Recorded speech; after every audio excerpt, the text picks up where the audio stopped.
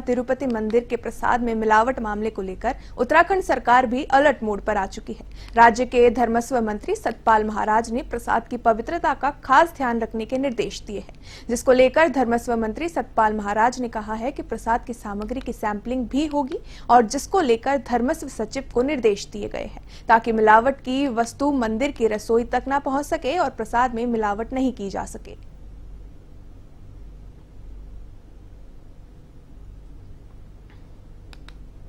आंध्र प्रदेश के विश्व प्रसिद्ध तिरुपति मंदिर के अंदर जो प्रसाद के अंदर मिलावट हुई है, बड़ा दुर्भाग्यपूर्ण विषय है और हमने यहां से निर्देश दिए हैं कि कोई भी मिलावट की वस्तु जो है रसोई में ना पहुंच पाए और प्रसाद के अंदर कोई भी एडल्ट्रेशन ना हो।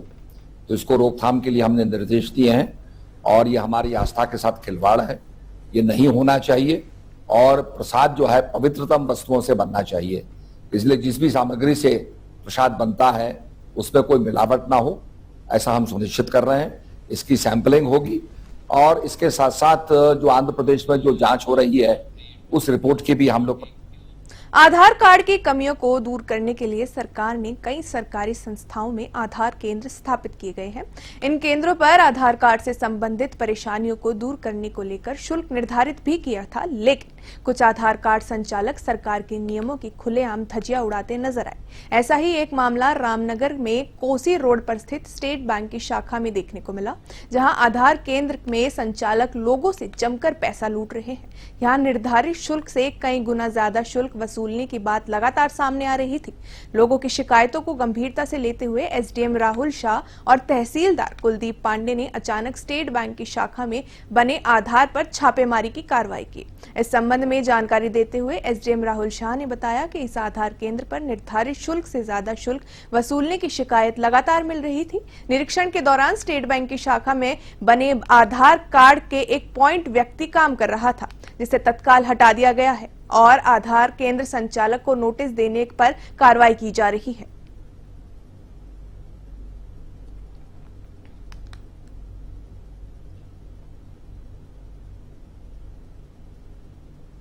लेकिन मेरे और पापा मम्मी के आधार कार्ड में थोड़ा नेम में मिस्टेक थी, तो वो सही कराना था। तो कई बार इसने 450 रुपये, एक स्पेलिंग में एक अल्फ़ाबेट की गलती थी तो 450 रुपये लगेंगे। बंसल में एक गलती हो गई तो अगले दिन फिर ये लोग गए तो इसने कहा फिर 450 रुपये लगेंगे। मुझे अपने बेटी का कराना था तो इसने मुझसे 450 रुपये मांगे। इस तरीके से ये 2-2.5 हज़ार रुपये हमसे ले चुका था।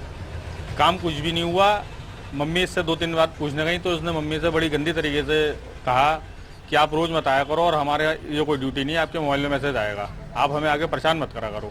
आज रामनगर तक जितने भी हमारे आधार केंद्र हैं, तहसील में, जीआईसी में, अन्य स्थानों में सभी जगह औचक निरीक्षण किया गया है। इस बाई में स्थित जो अब आधार केंद्र है वहाँ पे ये शिकायत प्राप्त हो रही थी कि इनके द्वारा निर्धारित शुल्क से अधिक शुल्क लिया जा रहा है, जिसकी कई शिकायतकर्ताओं ने पुष्टि भी की है।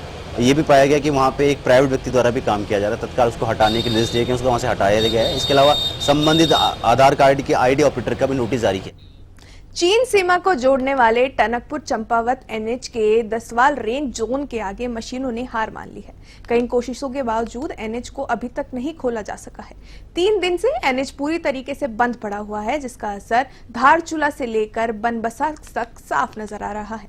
नामे सन्नाटा पसरा हुआ है। डीएम चंपावत नवनीत पांडे ने बताया कि टनकपुर चंपावत राष्ट्रीय राजमार्ग के किलोमीटर 106 स्वाला में बंद सड़क मार्ग को खोलने के लिए लगातार कार्य किया जा रहा है, लेकिन लगातार मलबा गिर रहा है, जिससे अभी भी हटाया जाना है।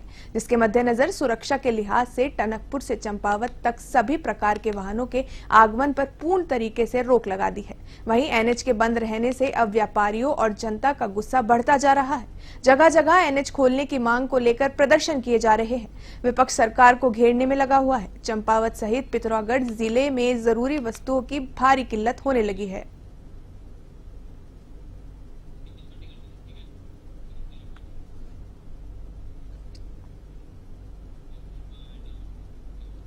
उत्तराखंड में 2 दिनों से रुक रुक कर हो रही बारिश के चलते कई जगहों पर लोगों को परेशानियों का सामना करना पड़ रहा है। बारिश के चलते बद्रीनाथ मार्ग, अल्मोड़ा और चंपावत के कई मार्ग बाधित हैं, जिन्हें खोलने का प्रयास लगातार किया जा रहा है। कल से लगातार बरसात हो रही है। बरसात की तीव्रता थोड़ी कम है लेकिन बरसात लगातार जारी है और उसके कारण कुछ सड़कें हमारी बंद हुई हैं। आज की बात करें तो आज हमारा चारधाम यात्रा मार्ग पे बद्रीनाथ यात्रा मार्ग बाधित है और अल्मोड़ा में कौरव के पास मार्ग बाधित है, चंपावत में कई जगह मार्ग बाधित है और कई रास्ते बंद हुए हैं, जिसको खोलने की कार्रवाई चल रही है। 14 तारीख को जानते हैं आप लगभग 481 सड़कें बंद थी, जिसमें से हम लोगों ने लगभग 430 से ज्यादा सड़कों को खोल दिया अब तक। और जो सड़कें बंद हैं, कल की फिगर थी करीब 54 सड़कें बंद थी। रामनगर में सीएमओ डॉक्टर हरीश पंत के निर्देश पर डिप्टी सीएमओ श्वेता भंडारी और ड्रग इंस्पेक्टर मीनाक्षी सहित स्वास्थ्य विभाग की गठित टीम ने झोले छाप डॉक्टरों के खिलाफ कार्रवाई की, जिसके चलते कई झोले छाप डॉक्टर अपने अपने क्लिनिक बंद कर मौके से फरार हो गए। इसकी जानकारी देते हुए डिप्टी सीएमओ ने बताया कि रामनगर के लखनपुर इलाके में डॉक्टर रावत क्लिनिक और कुमाऊं डेंटल क्लिनिक है। यहां कार्रवाई के दौरान मौके पर कोई वैध डिग्री न मिलने के कारण इन तीनों क्लिनिकों को बंद कर दिया गया है और साथ ही इन पर चालान लगाया है।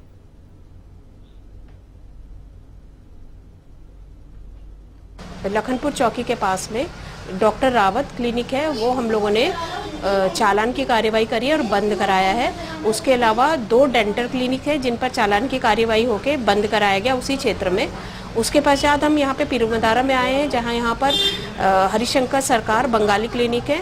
यहाँ पे सूचना मिल रही थी कि अनधिकृत रूप से एलोपैथिक प्रैक्टिस और इलाज किया जा रहा है और पूर्ववत में भी इसकी ऐसी सूचनाएं मिली है, तो उसी क्रम में हम लोग यहाँ पर आए हैं बंगाली क्लिनिक में और यहाँ पे इनकी सभी मेडिसिन और सभी कागजात देखे जा रहे हैं और इसके विरुद्ध भी चालान की कार्यवाही करके इनको बंद करने के लिए कहा गया है। रामनगर में प्रगतिशील सांस्कृतिक समिति पढ़ाओ के तत्वाधान में भीमताली शैली पर कई वर्षों से रामलीला का मंचन किया जाता आ रहा है, लेकिन इस बार समिति और दूसरे पक्ष में विवाद के कारण पहले तो रामलीला मंचन पर संकट के बादल मंडराने लगे थे, लेकिन शुक्रवार को दोनों पक्षों की आयोजित बैठक में आरोप प्रत्यारोपों के बाद एसडीएम ने मामले का विवाद शांत कर दिया है और सभी की राय के बाद रामलीला मंचन पर सहमति जताते हुए पक्ष और विपक्ष के अलग बैठकों में मौजूद 7 लोगों ने एक समिति बनाई। तहसीलदार कुलदीप पांडे ने बताया कि शीघ्र ही समिति के सुझाव आने के बाद रामलीला मंचन कराया जाएगा। अब देखना यह होगा कि क्या समिति की रिपोर्ट कब तक आएगी।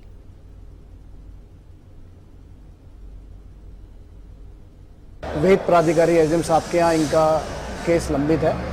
वाद की प्रकृति को देखते हुए तहसीलदार रामनगर को इसमें रिसीवर नियुक्त किया गया था और मेरे द्वारा इसमें एक अंतरिम समिति नियुक्त की गई जिसमें समस्त शासकीय कर्मचारी हैं।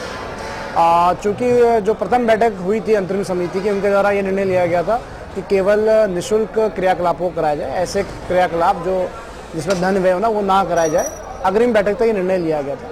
चूँकि बार बार जन भावनाएं ये प्रदर्शित की जा रही थी कि रामलीला का आयोजन कराया जाए, तो पुनः आज 26 तारीख को बैठक का आयोजन किया गया, जिसमें सर्वसम्मति से निर्णय लिया गया कि रामलीला का आयोजन कराया जाए।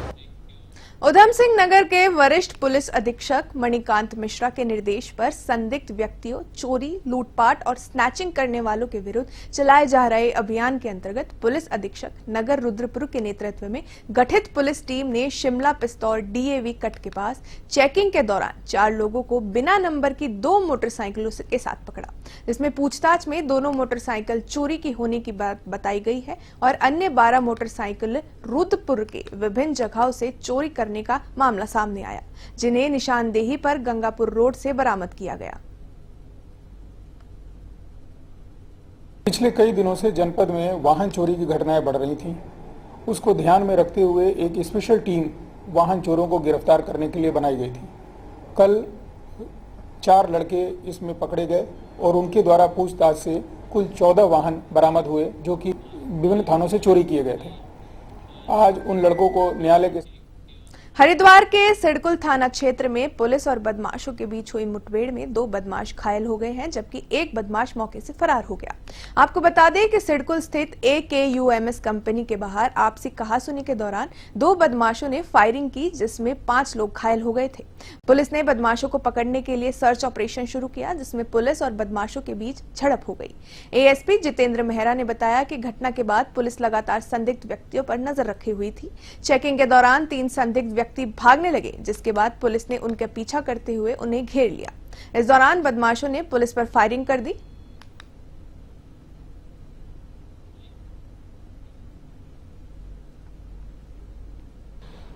हरिद्वार में चिन्मय डिग्री कॉलेज के पास में चेकिंग के दौरान ये आते हुए दिखाई दी है और इनके द्वारा जब पुलिस से बचने का प्रयास किया गया और पुलिस ने इन्हें रोकने की कोशिश की गई तो इनके द्वारा फायरिंग की गई। दोनों अभियुक्त, इसमें 2 अभियुक्त जो हैं इनके द्वारा भागने का प्रयास किया गया। पुलिस ने जब इन्हें रोकने की कोशिश की तो इनके द्वारा फायरिंग में पुलिस के द्वारा मुठभेड़ में ये 2 लोग घायल हुए हैं। इनको तत्काल हॉस्पिटल में भिजवाया गया है जहाँ इनका उपचार चल रहा है।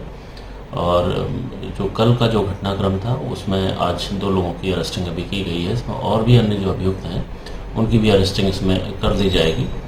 मैं इसमें ये भी आपसे ज़रूर कहना चाहूँगा, इस प्रकार के जो घटनाक्रम है जो सीधे तौर पर पुलिस को चुनौती देते हैं, इसमें किसी भी प्रकार की कोई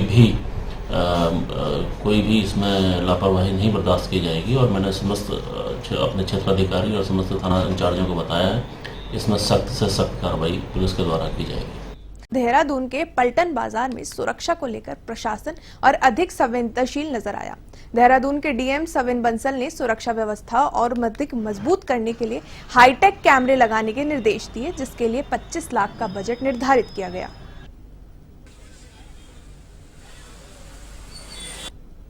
व्यापारी वर्ग की भी और मोस्ट इम्पॉर्टेंटली जो वहाँ पे पब्लिक आवागमन करती है, बच्चे, महिलाएं, बुजुर्ग, it's a congestion hotspot, public hotspot, particularly in the evening, early nights. So वहाँ पर बहुत आवश्यक है कि लॉ एंड ऑर्डर मेंटेन हो, कोई एडवर्स गतिविधि ना होने पाए।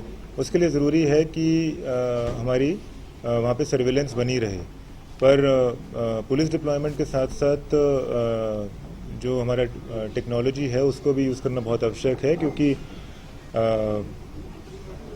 हमारी कई सारी ऐसी स्ट्रेटजिक लोकेशंस हैं और व्यू पॉइंट्स हैं जहाँ पे मैनुअली पॉसिबल नहीं होता है एक्टिविटीज़ को सुपरवाइज करना, ऑब्जर्व करना। सो जो काफ़ी बर्निंग डिमांड थी तो उसके लिए it occurs that it is. मुख्यमंत्री पुष्कर सिंह धामी ने शुक्रवार को सचिवालय स्थित मीडिया सेंटर में पत्रकारों को संबोधित किया। इस अवसर पर मुख्यमंत्री ने कहा कि वर्तमान में उत्तराखंड में नगर निकाय क्षेत्र से बाहर 250 वर्ग मीटर भूमि कोई व्यक्ति बिना अनुमति के खरीद नहीं सकता, परंतु ऐसा संज्ञान में आया है कि एक ही परिवार के अलग अलग नामों में भूमि क्रय करके उपरोक्त प्राविधानों का उल्लंघन किया जा रहा है।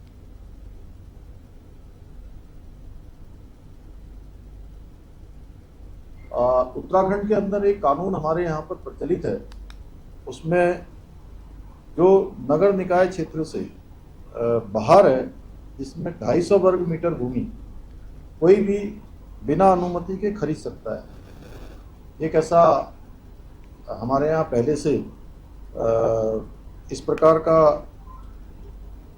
प्रावधान बना हुआ है, लेकिन इसमें संज्ञान में आया है कि ये कानून बनने के बाद बहुत सारे लोगों ने अपने ही परिवार के अलग अलग नामों से कई सारे भूखंड खरीद लिए हैं, जो कि इन प्रावधानों को, जिन उद्देश्यों के साथ इसका प्रावधान किया गया था उसके अंतर्गत नहीं आता है।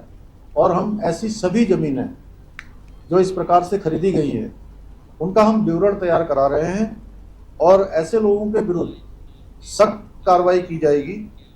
राजधानी देहरादून के राजपुर रोड स्थित यूनियन बैंक कार्यालय के सामने कर्मचारियों ने अपने विभिन्न मांगों को लेकर एक हड़ताल की।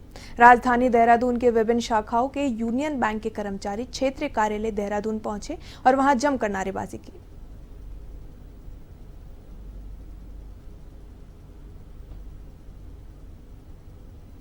General secretary union bank employees union क्या उत्तराखंड मुख्य मांग हमारी ये है। पहली मांग हमारी ये है कि यूनियन बैंक में IBPS द्वारा लिपिकों की भर्ती की जाए। नंबर 2 मांग ये है कि बैंक में कार्यरत कैजुअल कर्मचारियों का समावेश करते हुए सभी स्टाफ की भर्ती और रेगुलराइजेशन किया जाए। नंबर 3 मांग हमारी ये है कि बैंक में कार्यरत समस्त कैजुअल कर्मचारियों को निर्धारित मिनिमम वेज। भाजपा प्रदेश मुख्यालय में भाजपा के सदस्यता अभियान को लेकर मंडल स्तरीय समीक्षा बैठक के प्रथम चरण के बाद भाजपा प्रदेश अध्यक्ष महेंद्र भट्ट ने जानकारी देते हुए बताया कि पूरे उत्तराखंड में अभी तक 12 लाख लोगों को भाजपा की सदस्यता दिलाई जा चुकी है।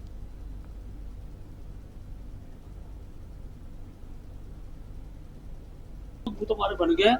उनमें ऋषिकेश का बूथ क्रमांक 85, मेरा स्वयं का बूथ बद्रीनाथ विधानसभा बूथ क्रमांक 75 और विकास नगर का बूथ क्रमांक 8। ये ऐसे 3 बूथ हैं जहां अभी आज के समय में आया है कि यहाँ पर भाजपा को जितना मत मिला था उतने सदस्य उनसे ज्यादा, 1-2 सदस्य ज्यादा ये हमारे सदस्य बने हैं। अब क्योंकि स्वच्छता अभियान का दूसरा चरण हमारा प्रारंभ हो रहा है, 29 तारीख को मन की बात है। हमने जो लक्ष्य रखा है कि प्रत्येक बूथ पर हर कार्यकर्ता 100 सदस्य बनाएगा, तो अनेकों कार्यकर्ता बूथ पर गए। हमारे सभी बूथों पर 29 तारीख को भी स्वच्छता का काम पूरा होगा और ऐसे कार्यकर्ता जो बूथ स्तर पर सदस्य गए हैं उनके 100 के सदस्यता उस स्थिति में हो जाए, इसके लिए हमारा प्रयास रहेगा। मुख्यमंत्री पुष्कर सिंह धामी ने विश्व पर्यटन दिवस पर स्वच्छता ही सेवा के तहत car garbage eco friendly bag विस्तारण अभियान का शुभारंभ किया। इस अवसर पर उन्होंने इस अभियान की सराहना करते हुए कहा कि इससे लोगों को स्वच्छता के प्रति जागरूकता आएगी।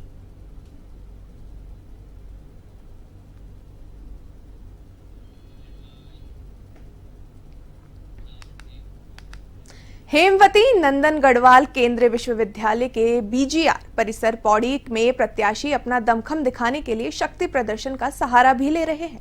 वहीं अखिल भारतीय विद्यार्थी परिषद के छात्र छात्राओं ने जुलूस निकालकर एवीपीपी के छात्र संघ चुनाव को लेकर प्रचार किया।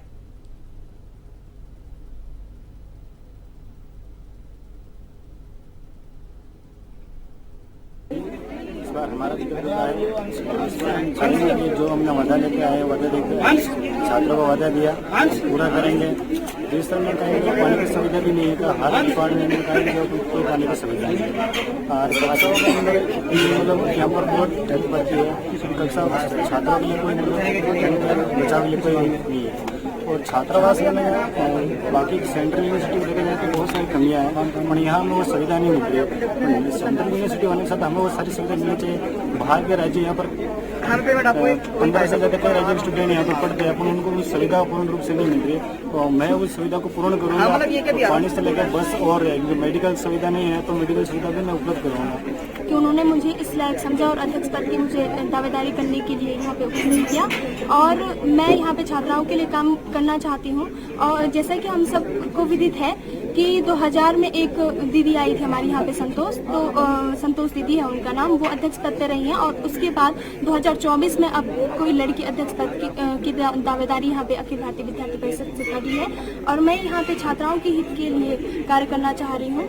सारे लोग जितने हमारे विद्यार्थी परिषद के काम कर रहे हैं, मैं भी विद्यार्थी परिषद का पूर्ण कार्य करता हूँ। इस समय पूरे भगवा लहराएगा, पूरा जो ये पौड़ी परिसर है, पौड़ी ही नहीं अभी तो जो पूरे गढ़वाल में समय इलेक्शन हो रहे हैं यूनिवर्सिटी में, हर जगह आपको भगवा लहराया हुआ मिलेगा। यही हम लोगों की आकांक्षा अपेक्षा है। और विद्यार्थी परिषद एक ऐसा छात्र संगठन है जो युवाओं को स्वामी विवेकानंद के कदमों पर चलने का राह दिखाता है। बाकी तो किसी न किसी के चमचे वमचों का संगठन है, वो उनका अपना संगठन है। ये विद्यार्थी परिषद स्वामी विवेकानंद की विचारधारा पे चलता है। अब कोई आवल की उसमें चलता होगा, वो अलग विषय है। तो यहाँ का छात्र राष्ट्र के हित के लिए और रामनगर सीएमओ डॉक्टर हरीश पंत ने रामनगर में स्थित सरकारी अस्पताल में छापेमार कार्रवाई करते हुए अस्पताल में मिली भारी अनियमितताओं को लेकर कड़ी नाराजगी व्यक्त की है।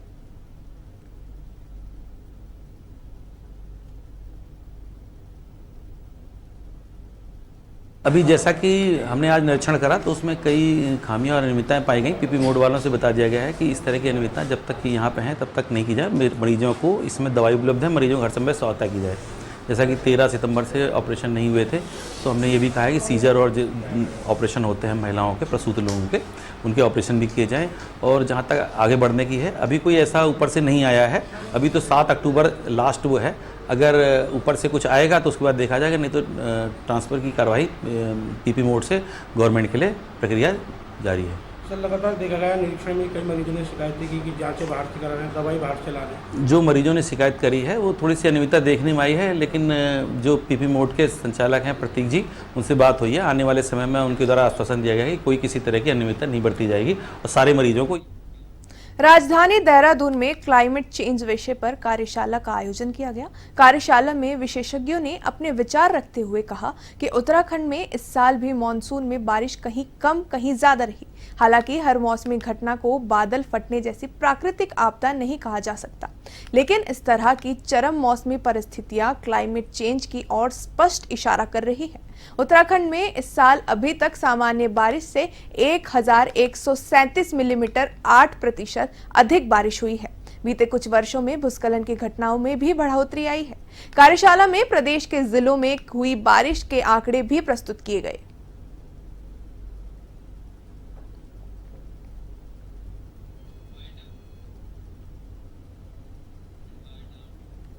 फिलहाल के लिए इस बुलेटिन में इतना ही। मुझे दीजिए इजाजत। नमस्कार।